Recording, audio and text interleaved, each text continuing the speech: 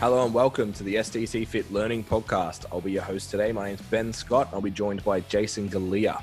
Thanks for joining us on our way to create 1 million positive outcomes for personal training clients by 2030. The podcast is brought to you by @STCfit Learning, a page created to upskill and educate PTs and gym nerds. Also brought to you by @STCfit, and that's a place for all your online and in-person personal training needs. If you enjoyed today's episodes, please give us a share and tag on the Instawebs. You can tag @STCfit, @STCfit Learning, @BenScottSC, and @JasonGalea PC. Hope you enjoy the show.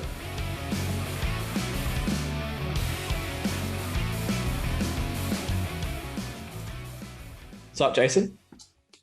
Not too much, Ben. How are you, mate? I'm well after we've just already spoken for 30 minutes. Yeah. Got to make out as if we haven't. The weekly debrief that then turns into, we should push record. Yeah, true. We don't get to speak as much now. Well, I've done this is my third podcast week in a row because I was the guest on the Fit one last week. You go. Which was a strange concept in itself. So I think, what are we, 140 episodes in? And obviously the girls have spun off and now 15 episodes in. Get invited on. Yeah. On there was a bit strange. It's cool. Yeah, I bet. What's news? How's we've obviously spoken about the work from home online life. Yeah. How you might not actually be built for it so much. Yeah. Yeah, it's presenting its challenges. So we obviously spoke during the week about, like, it's funny because we obviously went through it with COVID, but I think we all forced ourselves to be a bit more social and stuff while that was happening, whereas it's maybe less like that now. But just I guess talking about what's good about it, what's not so good about it that you've experienced. What is it now? 6 weeks? I think so. Yeah. I think I left start of March. Yeah. It's the first week of March. Yeah. So it's been like 4 weeks. 4 weeks. You know what, man? Like, to be honest, I reckon. So I was lucky enough that I spent the first month on the Gold Coast, which was busy, training and stuff every day with Will, and you were up, Aaron was up, and was sort of like a social endeavor anyway. But I think I said to you before, like, once I got home, the first 2 months were just like, what the fuck is my life? Like, who am I? Yeah. What is my name? Yeah, I'm definitely having a lot of that. Yeah. Like, what is it that I do now? Yeah. Like, who am I? Yeah. Yeah, I thought about that because, we did the Navigating Change workshop last year. Yep. And so I was trying to be really conscious and present of these feelings, because obviously we went through it when COVID happened. I was out of the gym, and I'm like, well, I'm not Jason, the personal trainer at the moment. It's making me feel bad, and all that. I'm trying to be real conscious of those things and asking those questions and understanding that there's going to be a period of transition. But yeah, like, I know there's probably a lot of people out there that are just like, oh, fucking living the life, man. Like, just get up, get on the computer, train when, what do they say? Set your lifestyle up to train. So all you do is train. It's like, it's not fucking true. So yeah, I know a lot of people think that it's, the bee's knees, but the harsh reality of it is, for some people, is if you're a person who's really driven by habit and you need to have structure for your week, it is a very difficult thing to develop that when you just have very little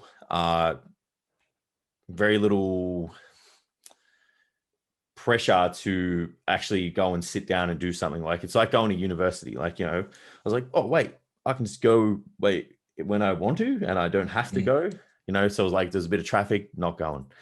Those kind of things where it's kind of similar. It's like, I could just be like, do it later, I'll do it now, I'll do it this. But it's like, with that, because I've been so habitual for so many years, it's like, it's starting to feel a little bit weird. There's a little bit more free time. I still have that, like, apprehension around that I can sit back and kind of chill. Yeah. Like, it is actually okay, because I've, like, literally been, go for so long It's like, sometimes it's hard to sit back and be like, is it okay to actually lie on the couch with my dogs for half an hour? Like, Yeah. And just chill the fuck out. Like, yeah, my favorite one's the lunch break. Yeah. Because you're at home, it's like, I can watch Formula One at my lunch break on Monday. It's like you said, just like, no, it's okay. Everybody else has a lunch break. You can have one too. Yeah. I think because in the previous lifestyle, we'll call it, because I was like working heaps, like working too much, but I got used to it. So then, like, I think one of the questions for the podcast today is like, how do you deal with stress? It's like, you fucking absorb it. So because that becomes the new norm, when I would sit down and or play PlayStation, which is one of those things that I like to just wind down with, I wouldn't even bat an eyelid at doing it. I'm like, nah, fuck this. I deserve this. This is my time, so it doesn't matter. Where now it's like I don't play as much and I've got more time, and it's like, because I don't need to. But even then, sometimes I'm like, I really shouldn't. Like, I've ticked all the boxes of what I need to do, but then I still sit there and I'm like, I shouldn't. And then it's like, well, why? Why? So that's a really tough thing to navigate. And then just change in business, like, the last 12 months really forced everyone who runs a business to just pivot and remodel. And we took that challenge. We were kind of in that phase before that. Again, we remodeled the year before, every year before. Yeah, but we significantly remodeled probably the year before that, because shit just wasn't working the way we knew in 10 years' time it needed to work. And then it kind of did another revolution of that transformation last year. That kind of excelled things, So I feel like I've had to get used to what would have taken 2 to 3 years to evolve to in like 12 months. Yeah. Like literally working from home, sitting, being like a digital nomad, just an internet connection kind of thing. Yeah. Which was never really, like, it might have been the goal, but not now. I kind of feel like it's now. So it's one of those things where, like, sometimes if, like, I'm a real, like, I've got my whole life planned out. Yeah. Like, and I have for a real long time. Like, I was like, I'm moving out by I'm 25. I was like, I'm going overseas. I'm moving out. I'm doing both of those things before 25. I'm going to be married before 30. And then I was like, I'm going to own my own business and open up a gym at, I think it was 35 that I had. So we still got 2 years. Fuck, don't say that. Yeah, I know. It's fucking the rate it's going. So we're already 2 deep, not another 2. Fuck. To have that, so then, I moved out at 26. I was married at 30, a couple other milestones along the way.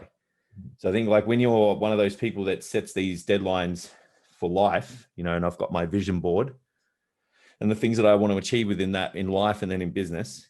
And when you don't have certainty, because there's a couple of things that just aren't, you just can't set your watch to them. Yeah. So I think that's like another thing I'm kind of struggling with, just with like the whole working from home. It's like, I thought this was going to be just a stepping stone to something else. So I've just got to come to terms with that a little bit at the moment, because this fucking gym's taking too long.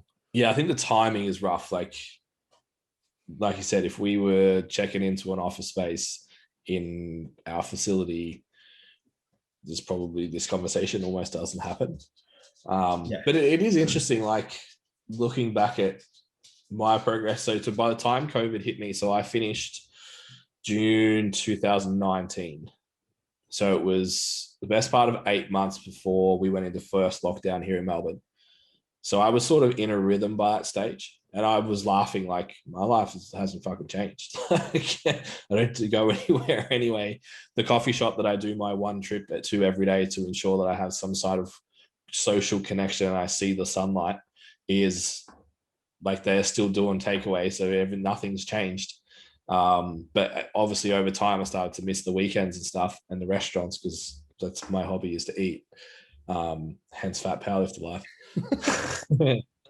But yeah, I think looking at life now, I probably get a lot less restless than maybe I did in the first 6 months. A little bit more comfortable just with the situation. But it's funny, I feel like I had this conversation with someone the other day.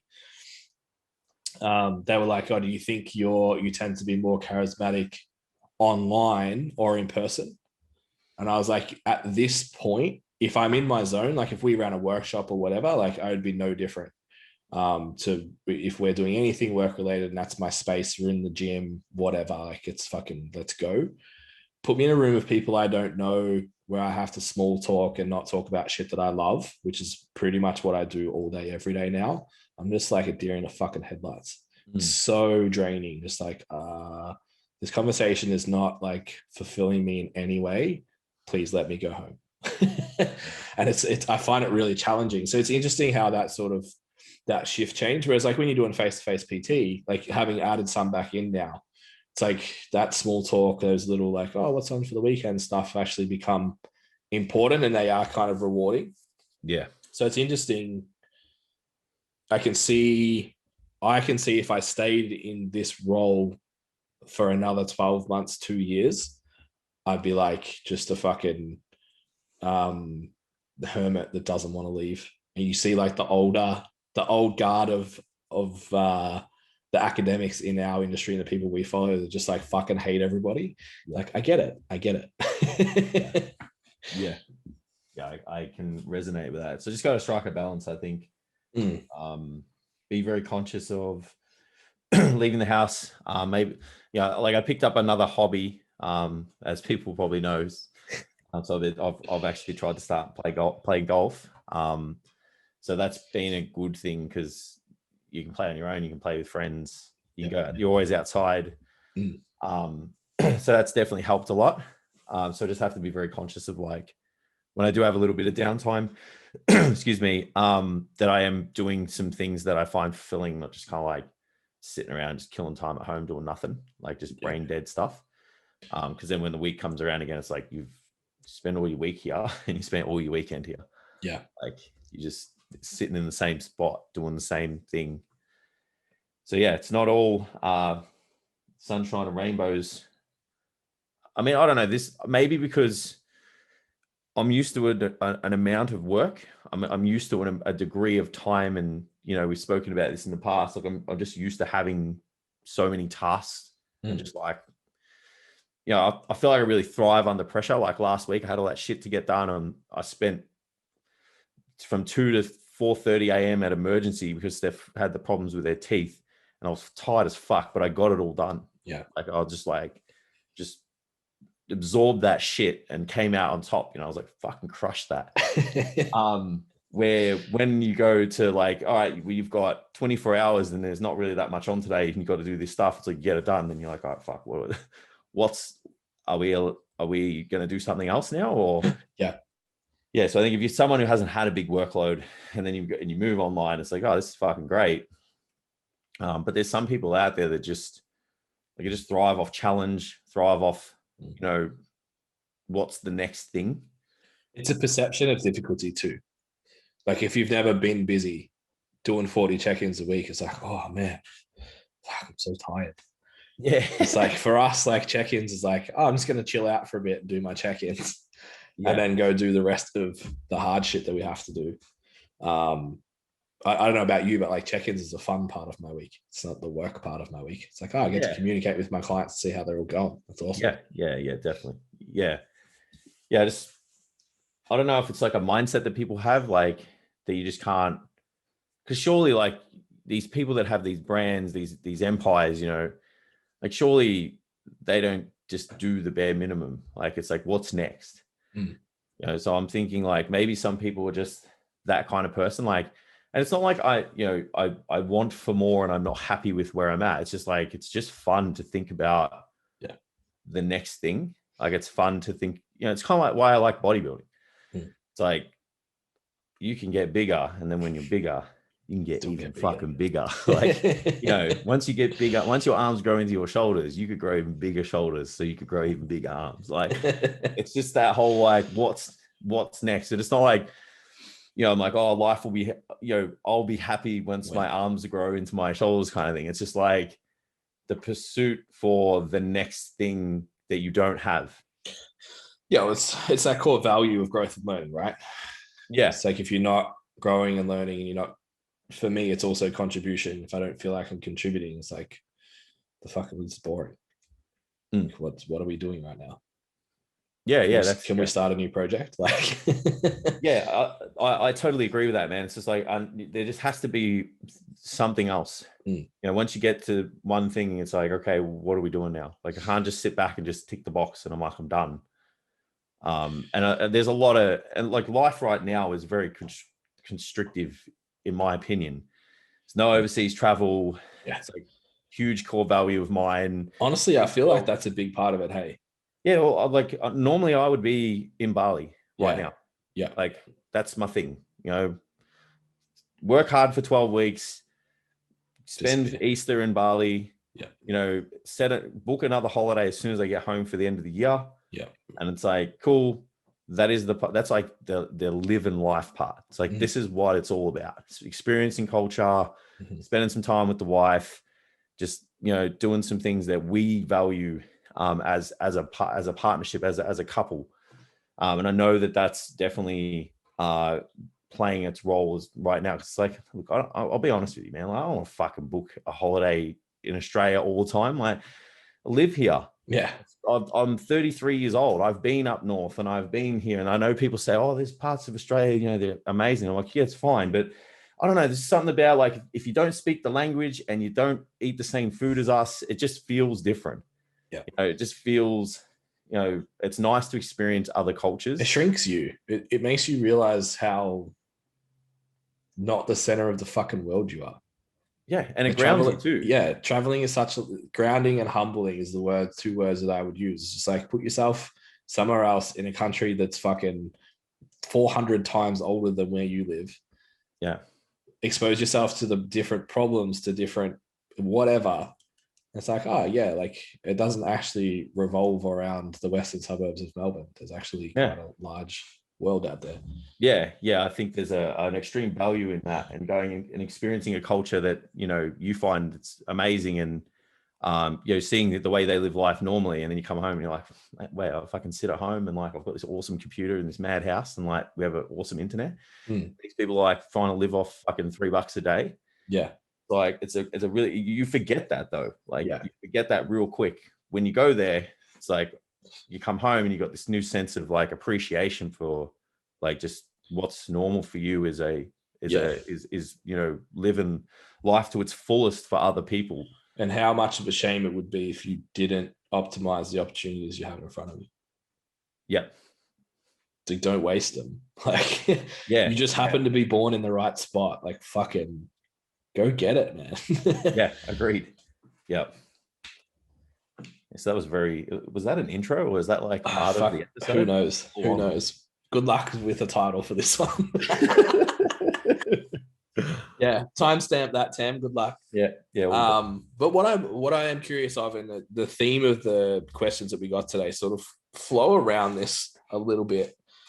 And we've got guys obviously in the Standout PT program at the moment that have put on coaches, are gonna put on coaches, are just starting out, but eventually want to, I guess, maybe looking at like the evolutions of us as individuals, then becoming trapped in business, to then becoming business owners, I guess, to where we are now. Can you identify those stages in your own career? Like, oh yeah, that would be cool to discuss, I think. So I guess like the first caveat is that you have to have awareness of it. So before we met, and then just like up until I guess like we decided to like have this joint venture, there was just no awareness of it. But I was just trapped in a business that was failing, you know. But it was like, just, you know, grit your teeth, work hard, you know, that old European way, you know, come over to Australia with nothing, worked hard to get us where we're at. It's like, that's what we did. Yeah. You know, and that's what I got told to do. Just fucking show up and work hard and you'll get whatever you want. So yeah, if it wasn't for that and just passion, I would quit. So yeah, that was probably from 2000 and what are we now? 2000, yeah, probably 2011, 2010 till probably like 2013, 2014. So I was just trapped in shit business. Yeah, it's funny. I put up that post the other day about like everyone at the moment seems to want to outthink. It's like looking at that stage of our business, that was the outwork stage. Yeah. Was like, I will be there before you. I will leave after you. I will have more clients than you. And I even posted this morning about like getting feedback from others about like maybe having a slight chip on my shoulder at times. And it's like, that was the chip back then. It was like, fucking watch. Like, Yeah. I will kill this thing. Yeah. Work to your strengths when you know them. It's like Yeah. at times, like I had no fucking business skills. Know what the fuck they were. So it's Yeah. just I knew I was good at training people, so just showed the fuck up. Yeah. Do more than everyone else, and then just like go and learn more than everyone else. Yeah. It was that sort of phase, I think. So then obviously we launched the first version of the website, I think is like the first. We obviously had success in our own little community. Well, is it Mike that says get famous in your own town and then grow from there? Or it might even be Phil Loney talks about that. But yeah, get famous in your own gym and then try and get famous everywhere else, which is obviously the opposite of what most people are trying to do with Instagram these days. But we're that old that didn't exist. What did it was just like, wait, you take photos and people look at them. This is fucking stupid. Little did we know. This is not going to take off. Yeah, let's spend all our time on Facebook that no one fucking uses anymore. Yeah. But yeah, so obviously like we had some success with like our joint stuff inside the gym, but it didn't do what we expected it to do and what we spent a lot of money on for it to do. Yeah. And sat on for a while. And then I think obviously like we realized we had a good product, but just the way we were trying to deliver it wasn't very good. And the experience that we'd had from outworking, we'd done more sessions than anyone else who was 4 years into their career. We trained more clients. We tried more shit. We'd done just more because it was that outwork mentality. Yeah. So we had the ability then to be like, hey, do you know what? We've systemized this so well that somebody else could plug in and use it. Yeah. And that was like 1.0 of the mentorship. Yeah. So what was your experience, obviously being very different to mine? What was your experience at that stage? So I feel like you weren't like, obviously you came in as we originally planned, like STCfit Max, which was going to be like the bodybuilding. Then we had Fit that was going to be like Gen Pop. Obviously, eventually we got rid of that. But I think if we look back at that time, you didn't bleed orange just yet. No, I think like it's definitely an interesting situation. Like when I go to look back on it, because it was like being hired as a contractor to fulfill an obligation. So when that happens, sometimes it doesn't feel like it's your own. But it's funny because like as things started to evolve, like and you got more contribution, like it really started to, and then that's like when we came to that conversation about like, well, you know, like I need to be brought into this. You know, I've given all this time and all this effort into it. So at the start, it was a really weird space. Like I didn't really know, like it was, if you didn't approach me, I don't know where I'd be now. I'd probably just be like, I'd have 50 clients. I'd be a nerd. I would just watch YouTube videos on bodybuilding, listen to podcasts, and I would just train my 50 clients and I would be content with that. Just because I didn't know there was any more you could have. So then I took this opportunity because it was the first time I would have been 25, 26, 27, something like that. And it was the first time that Amy said she's 5.5 years in. So yeah, so probably 26. Yeah. So it was the first time that I actually sat there and was like, thought beyond, you know, like, what are you going to do when you're 50, man? Like, oh fuck, I don't know. I won't be fucking training people, I can tell you that. So it was the first time that I could see another avenue that still sat in alignment with like what I wanted to do. But at the start, it was real tough because I'd always made something that was mine. Like everything was mine. I was, you know, this business that I ran was mine, and I kind of was brought into someone else's. So that was a really interesting transition. But and at like, I'm going to be honest, and I'm not going to lie. But the first, like, say 1 to 2 years when things were a bit rough, like it was tough, man. Like I'm like, fuck, what have I done? Like, what have I done here? Like, have I gone into this and, you know, wasted 2 years of my life I'm not going to get back? And, you know, could I have done taken a different direction, or, if I'd stayed doing what I was doing, maybe other opportunities, could have arose. And then I was like, well, no, it's like, in my opinion, like when you want to grow to the degree that we want to, when you have goals that we have, and when we sat down and put this business together and what it stands for, it's like, I can't do that on my own. Like we needed a team, and I needed to have other people around me. So, like everything that we do, we tried, we fucked it up. We went back to the drawing board. We tried again, got a little bit better, but fucked it up again. And then, it took about 2 years, I reckon 3 years, for it to really start to kick off. And we saw some opportunities that would really kind of help the model that we had at the time. And then we just extended ourselves to make that happen.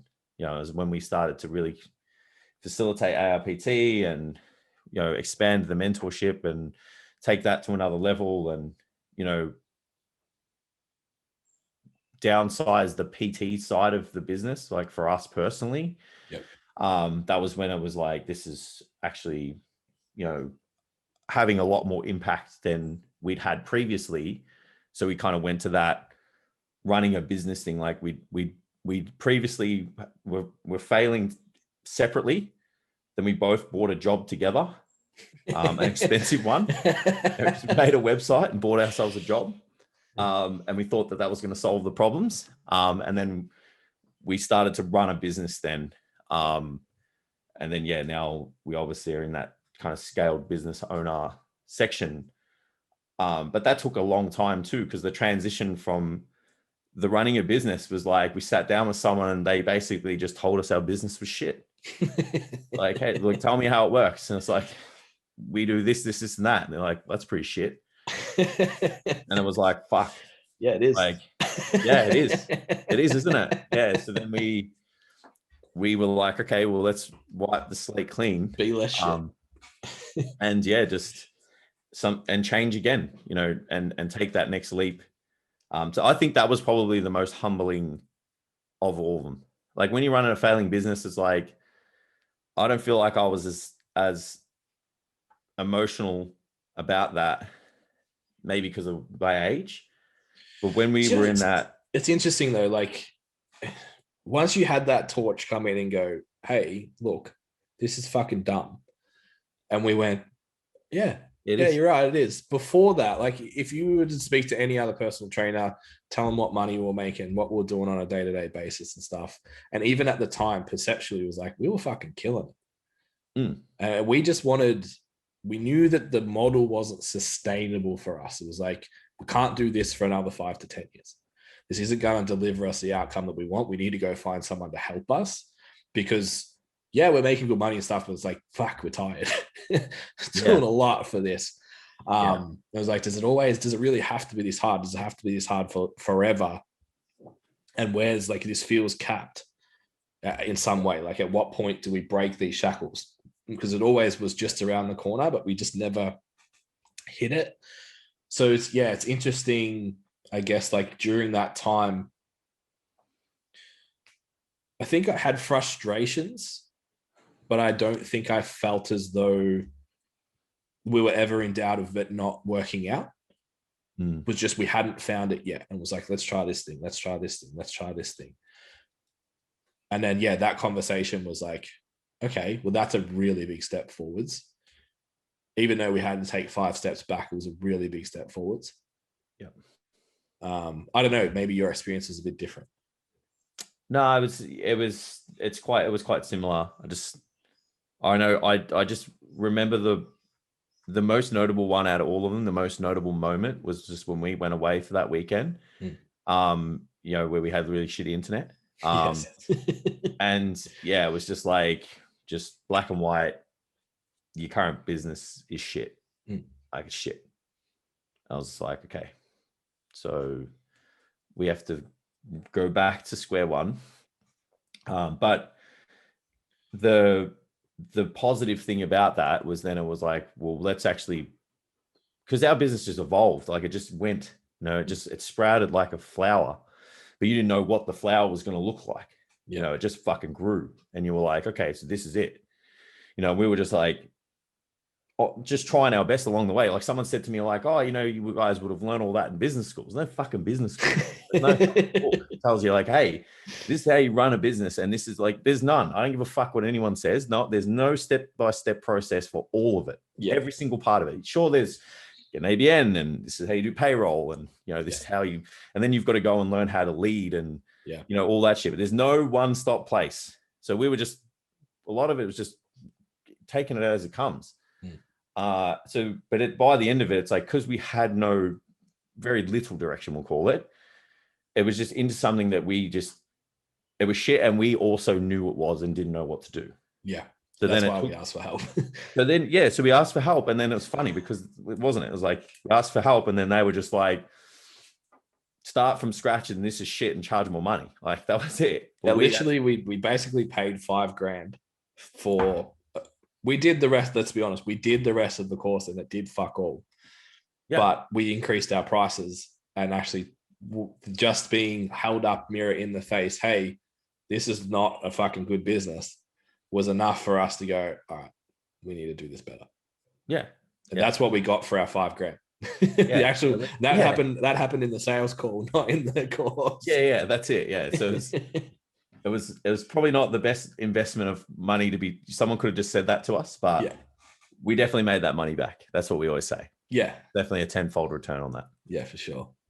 But yeah, that was it. But then, got the opportunity to build things the way we wanted to. And now, obviously paying dividends for that, things are in a way that we visioned them. We used to always have these conversations like, oh, I really would just like to have it this way. Even when we were in that transition phase, and you and I would always talk about this is what we wanted, but we were stuck where we were, and we'd always just stay back where we were because things were just working. So we didn't. But then it was just like, nah, fuck it. This has got to change. We took an income hit for a period of time as well. I think. Yeah, which people aren't prepared to do. Yeah, a lot of people aren't prepared to do that. And I think it's really important to be conscious of like where you make your money and how.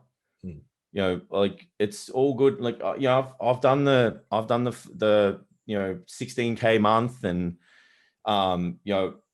just absolutely slaughtered myself, in the gym and all the other stuff I paid for a wedding before it even fucking started. Like, I know what it's like to kill yourself to make good money. And it's like, from outside looking in, you just look at the bank balance. You're like, man, you're fucking killing it. Like, this is mad. But it's just like fucking at what cost? Like you're just so exhausted you can't do anything else. And that's a really, really big thing. It's like you're 30 years old, you can't do this forever. So then, just how things get made, what processes involved, can it be done better? Can things be streamlined? Can you start to scale things? All these things. Like the best thing we've done, I think, is just hire people sooner. Yeah. And I think was it Shoe Dog? Shoe Dog's probably it's a book about fucking shoes, and the guy owned Nike and how he got it off its feet. It's not a inspirational, this is what you need to do. It's like a story of a guy who ran a business. And it is such a good example of just how business is. Just have a fucking go. Have a fucking crack and just work it out. And as soon as you can hire someone, do it. Because that's what he did. He just fucking paid anyone that he could at the time that was going to bring value to his business. And he just paid himself enough just to get by, just to look after his wife and eat. And that was it. The rest of it went to, whoever's, selling the shoes and, and all the stores and his athletes and all of that stuff. And then, obviously it, turned out to be all right, for old Phil, but it's a really good example of just where you can scale and outsource as soon as possible. Yeah. I think there was and I don't even know what the terminology to use. I've always been really confident that we would achieve something pretty great. And that was always the outcome. That was the goal that we were after. But I think maybe it was I had faith that it would at the start. Yeah. Be that naive or not from the beginning. But I think the COVID, last year was the year I went, this is it was just a solid belief. It was no like, I have faith that it will. It's like, I know at this point. Yeah. Last year was a big moment, a big turning point. So to handle that the way that we did, and not just survive, but actually like kick fucking gears up hard and fast and come out of it where we did, it was like, okay, like we've got a group, we've got a skill set, we've got what's required to make this thing. Like we did interviews the other week, and I have no qualms with saying it publicly.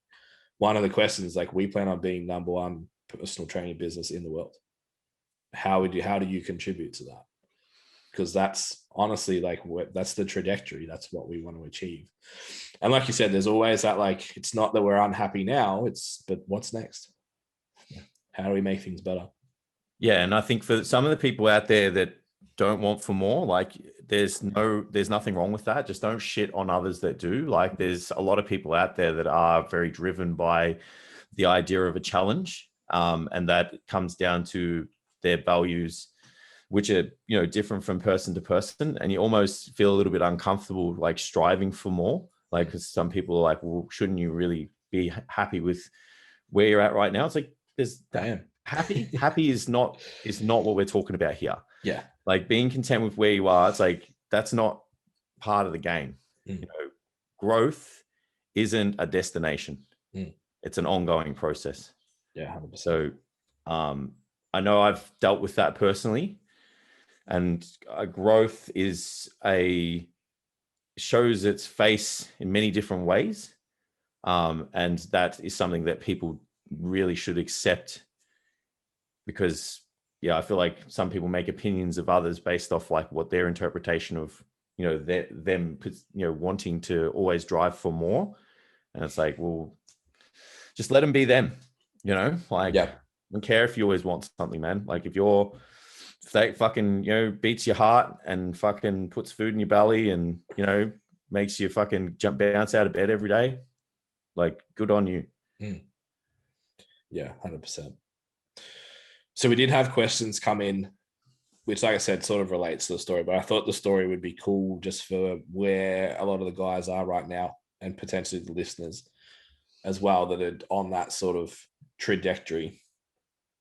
So managing the stress of being as busy as we are.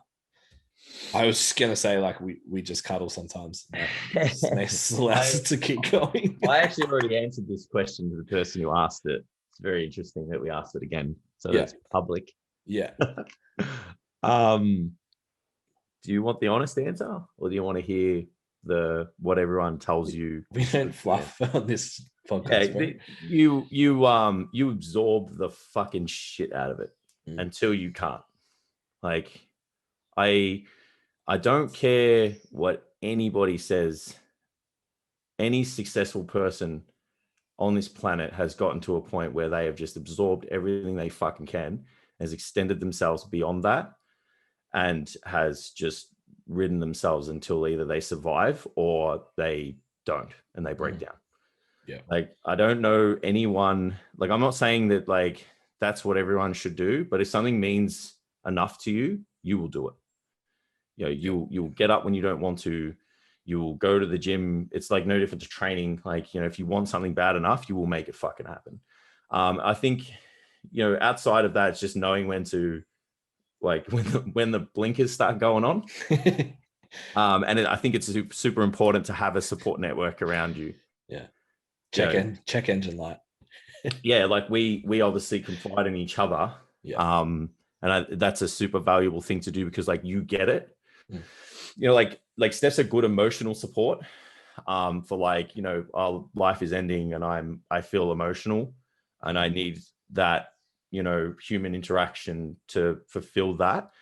But it's not like that all the time. Sometimes it's like stress, like, oh, I don't know what to fucking do right now. Like, I don't know where to put my attention. I'm overwhelmed with this. This has happened. We've got to put this fire out. There's this person did this to this person, or this person said this, and we've got to fucking sort it out, kind of shit.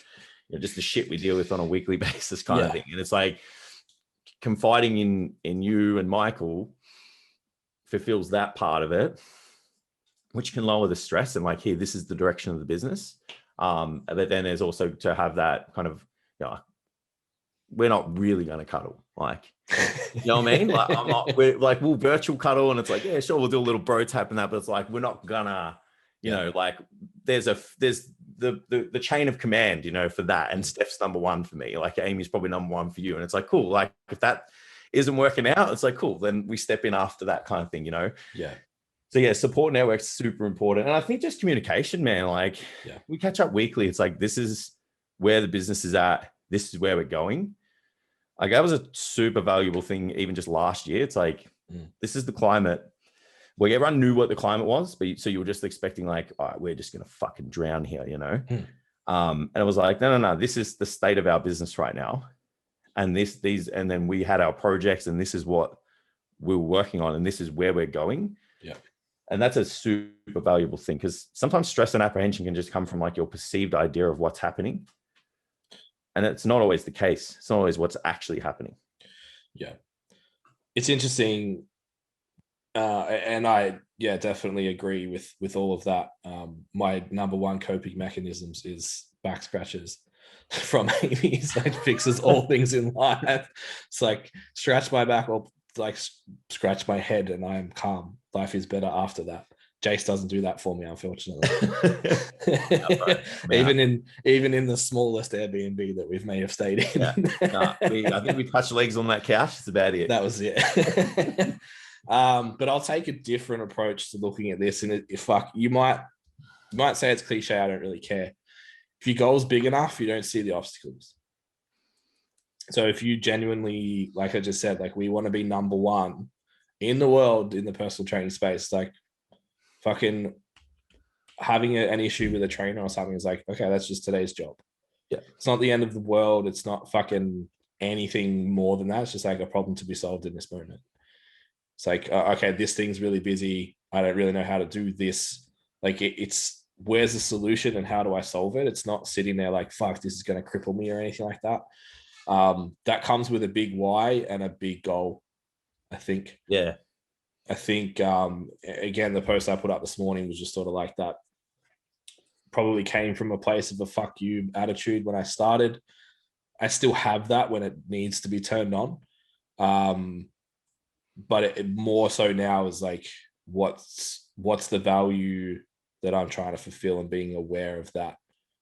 And again, it sounds fluffy, but it's actually not. Like when you can sit down and go, you know what, I'm going to fucking do that thing because that's who I am and that's what I stand for. I think that makes the stress in quotation marks a lot easier to deal with. Yeah. I feel like all these analogies are really good with training. Like I think that if you expose yourself to stress, like you withstand a lot as well. Like it's not even the training. Like you start with fucking 80 sets a week in your program. Next thing you know, you're doing 130. Like it's one of those things. Like there's a necessary amount that comes with what we do. Yeah. You know, and you just start to play the trade-off of like, well, is what is doing this and being this way worth getting, you know, the outcomes that you want? And, you know, is there a potential way to mitigate some of that to, you know, lower your stress and, you know, spend other time doing other things that are valuable to you? That's a choice that you guys have to make for yourselves, but it's definitely based off, like Ben said, just how important it is to working towards what you want. And is there a better way? That's the only caveat that I'll give to what I said before. It's like, it's no different to contest prep. There's a fucking, like most contest prep strategies, whether they're not thought out or meticulously thought out, evidence-based, adhering to physiology, all of that kind of stuff, they'll both get you the outcome. Yeah. Most likely, you know, if you survive. But could one be a little bit better than the other and a little less stressful? Certainly. Yeah. So yeah, sure, you can make sure you do things the right way. But yeah, I'm not sure like who asked that question, like what they wanted to get at it. It's like, do you and I meditate? Do we deep breathe? Do we jot down our thoughts and feelings? I think it's like be a creature of habit and know what you're working towards. Yeah. Honestly, I find this stress so much easier to deal with than life stress. Life stress is when I pull out the journal and all that shit. it's typically not for work because I'm so fucking clear on what I want out of it, and I'm willing to walk through fire to get it. Yeah. It's just like, oh, okay, it's hot. Okay. Like I was prepared for it to be hot. Yeah. Yeah, I agree. Biggest mistake you've made to date in your business, and what was the lesson? Not set up our business the way we knew we wanted to sooner. Yep. Because we would be 1 to 2 years ahead with a very fulfilling and successful business model that we knew we could make work. We were just too scared to do it. Yeah. Yeah, I think, so the next question is, do you think you wish you could have just taken the leap on and committed too soon? It's the same thing. The other thing that I wish we did earlier, we can't really talk about. Yeah, I agree. I know what you're talking about. Which would have also brought your like official partnership into the business a lot sooner. Things would have, I guess, sped up if a few decisions were made differently a little bit earlier on. Yeah. Yeah. That and probably like hiring people faster. Yeah. Like outsourcing sooner. Like we were real. Like I'd like to think. Look, we spend a lot of money on our business. Like we're not one of those people that like, is tight with investing. Like we still week to week, month to month, for years in, years out, have spent to get back. Yeah. But just bringing someone, I think it wasn't the financial side of it. It was like letting go. Yeah. It was like letting someone else come in and influence the growth of the business. But just kicking ourselves that we just didn't do that sooner. It's like, bring this person in. That's what they're hired to do, this task. Be very specific and clear with what those tasks are. You now have time. You don't have to spread yourself across so many things now that you're not that great at. Like, spread yourself across the things that you're good at. Pay someone to do the other things. Yeah. All right. So now we're changing course a little bit. The week that all your clients leave, how do you deal with it? Get more. Yeah. Show up, own up, reflect on what you could have done better, and get to work on what works, which is getting in front of as many people as possible. Yeah. So to add some context to those people who don't understand what I just said, like every PT, if you've been in the game long enough, has had 5, 7, 10 sessions walk out of your business all at once. It's happened to everyone. It's fucking terrifying. But like Jay said, it's turn it on, turn the dial up. Yeah, and don't ever switch that dial all the way off. Yeah. So you should always be having people coming through your business, absorbing your content, listening to your message, just kind of like seeing what you're about, and then you can turn the dial up by just like call to actions, like work with me. I've got this available. We're starting this at this date, kind of thing. Where if you're not doing anything at all, it's real hard to get momentum. Like just from a flip of a switch, you can't do that. Yeah. What are brand new PTs wasting their time procrastinating on, and where could it be better spent? Procrastinating on doing stuff, but not knowing what to do. Yeah. So they spend too much time thinking about doing stuff, don't get anything done because they're overwhelmed, because they don't actually know what the fuck to do. Yeah. I think they spend too much time fucking around on Instagram, and that time would be better spent finding someone with the expertise that they want and going to learn from them. Hashtag standout PT program. But I don't care if it's ours or someone else's, but make sure that it comes with a caveat. And I've been saying this a lot lately because it's grinding my gears a little bit at the moment. It's like, if you run a successful personal training business, you don't close that to open coaching. Because if it's a successful coaching business, you can put somebody else into that position and continue that business to run. Yeah. And allow you to run your coaching business full time if that's what you want to do. But that coaching business isn't closing down.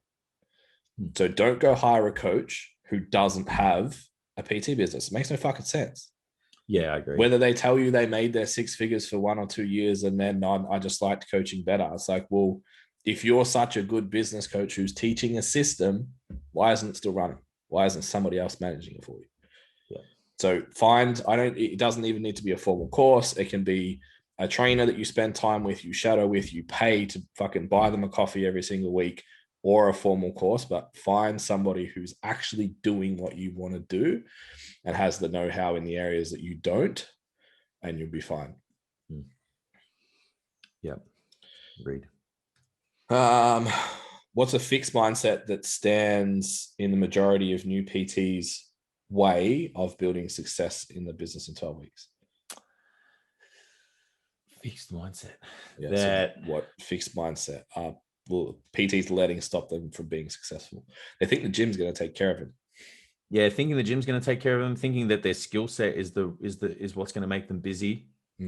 Those are the two biggest ones. Like, no one cares how smart you are.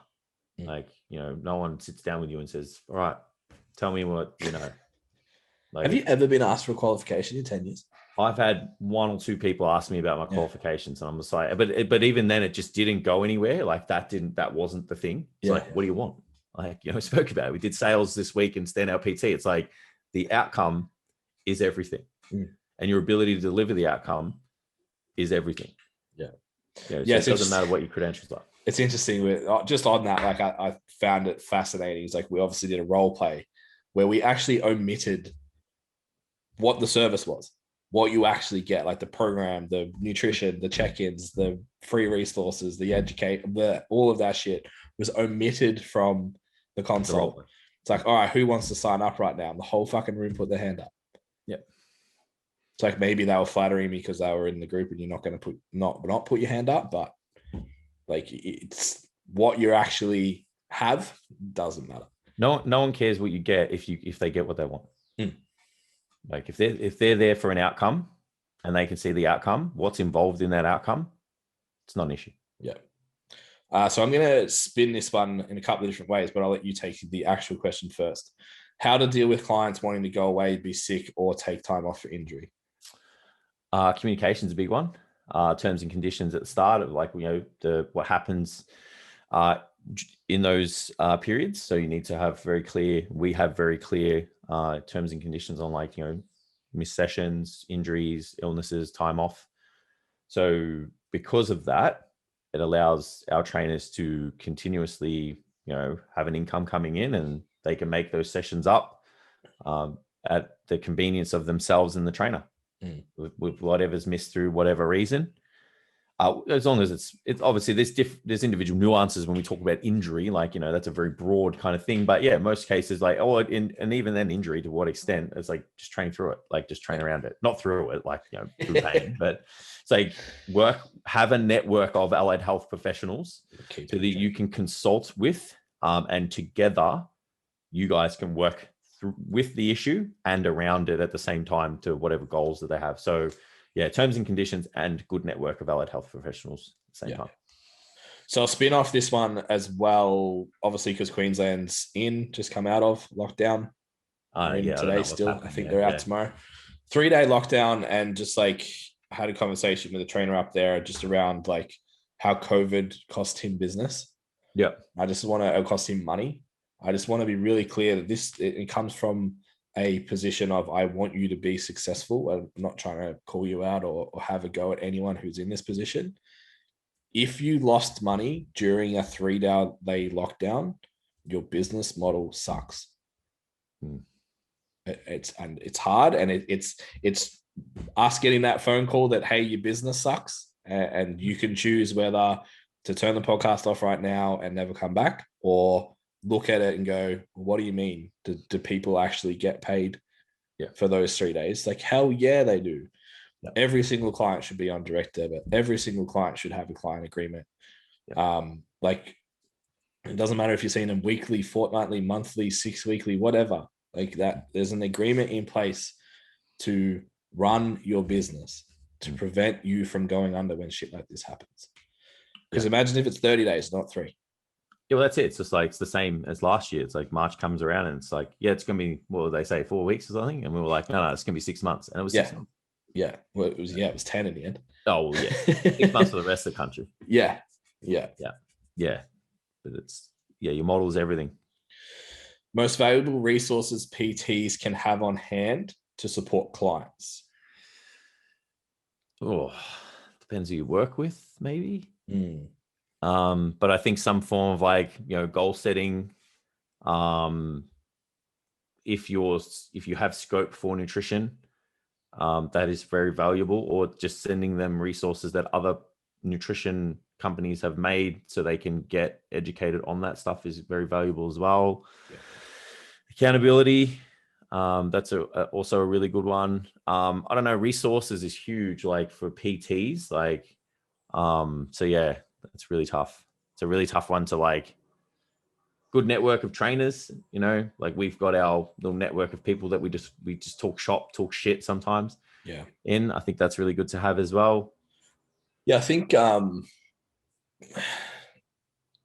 again, it's not a plug because it's free. You don't even ask for your email. If you go onto stcfitlearning.com/niche, we teach you guys how to identify who you work with.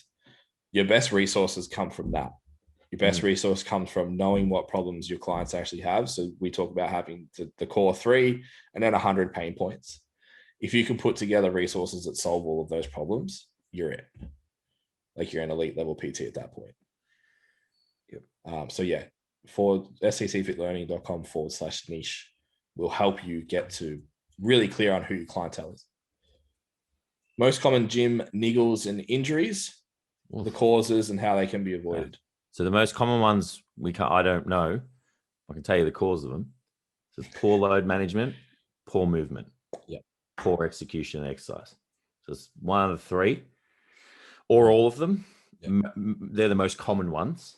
So, or it's a pre-existing injury that, it's all right, mate. It's all good. And it's not, because they rehabbed it themselves. Yeah. They love that answer. How'd you go with your rehab? Oh, I did it myself. I guess he did fucking nothing. Yeah. The pain stopped, so I stopped doing it. Yeah. I just stopped doing stuff to piss it off. So yeah, and then how can it be avoided? So it's like proper load management, consulting an allied health professional, if the injury is pre-existing or as soon as the symptoms start to present themselves. Obviously proper form and like being skilled enough to assess movement and understand what it looks like in play. Yeah. There's a difference between looking at a textbook with fucking dots and lines on it. But it's like when you actually get into like a 3D, 4D kind of setting, so like, can you actually look at it and go, this is right or wrong? Yeah. So stcfitlearning.com/articles. 360 degrees movement then. That's thanks for naming the name of my blog that I forgot. So I referred to that one. I referred someone to that one a couple of weeks ago. So I know. Yeah, sweet. Yeah, I know. It's a really good tool for how to observe movement, teaches you reference lines, etc. So you can actually understand that stuff. So like Jay said, I would work in a hierarchy of like getting the movement right first, load management, which is essentially programming. And then what was the next one you said? So it was movement assessment of the person, technique. Yeah. Then load management. Yeah, I would do it in that order. So they're the things that you can control. Then not being afraid to refer out, 2, not being afraid to find someone that's actually good in an allied health relationship that's actually trying to keep someone in the gym, not just tell them to just rest and don't do the exercise. Yeah. You sprained a muscle in your back, just don't deadlift ever again. Yes. Okay, what the fuck does that mean? Yeah. Why? Anyway, so yeah, stay on top of that, I think is the key. Cool. That's all the questions. Good. So we had story time and question time. Yeah. Story time was quite interesting. Got me on the spot there a few times. Good. Like fun. makes for better content when it's unthought. Yeah, I think a good take home for people listening to that is just like, it's not a fucking like, it's not a free ride, man. Like it's not easy. I don't know anyone who runs a business, even these people that kind of had this perceived overnight success. It's like, what work had they done up until that point for that business to catapult itself, to we call it critical mass. Yeah. It's like, how many of those people could have stopped and just kept going. And like, you know, they'll tell you that it's a slog, you know, there's highs, there's lows. Yeah. Sometimes they won't. It's interesting. I used to think like that. I used to watch these guys and be like, fuck, man, they just killed it. Like maybe they had a great physique. Maybe they, whatever, just hit the right time, or some influencer named them in something and they became really popular. And then now being where we are, you just hear it's one line and you're like, there's the crack. There it is. I know that what you fucking did to get here. It's like, I can hear it. Yeah. There's that one line about that fucking, it was 2 a.m. and you were still on the computer doing something, or it's like the panic attack or the whatever it was. Like, I know you've been there. Yeah. Yeah. And that's, so I think it's important to be honest with that, because, you know, even sometimes people even inquire about stand-up PT and they're like, what can I expect from this? Like, mate, fucking be prepared to show up, and the sky's the fucking limit for your business. Like, you know, like that's what it takes to run a business, is the work ethic. Yeah. It's to know what you have, what you're working towards, and know how much it means to you. You don't have those things. Like, the laptop doesn't get turned on at 2 a.m. You don't wake up and like open the notes of your phone and type some shit in that you fucking dreamt in your sleep that you know would be a good idea, and then go back to bed and sit on a Saturday night out and come up with an idea and pull your phone out and text you about, hey, should we do this? We should be doing this kind of thing. Like they don't happen. So you can get the best system, the best resources, all of that shit. But if you're not prepared to do the work and it doesn't mean enough, none of that stuff is going to get you over the line. Yeah. It's interesting. Hey, like you can make 150 grand in this industry fairly comfortably, easily, like day in, day out, train your clients. You can do it efficiently.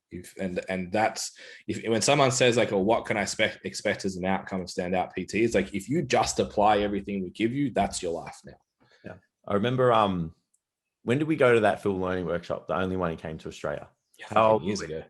Yeah. Like maybe 23. It's before we were even thinking about working together. Yeah. And I remember having a discussion with a group of trainers outside just about making 75 grand. And me and this guy from Perth were just like, it's fucking easy. Like I always think about it. I was running a shit ass business making over 75K. It was my business was shit. And I was making 75K, over 75K. And that would be 8 years ago. Like, it's not hard. Yeah. So a program like what we offer puts you in a position to do that with comfort.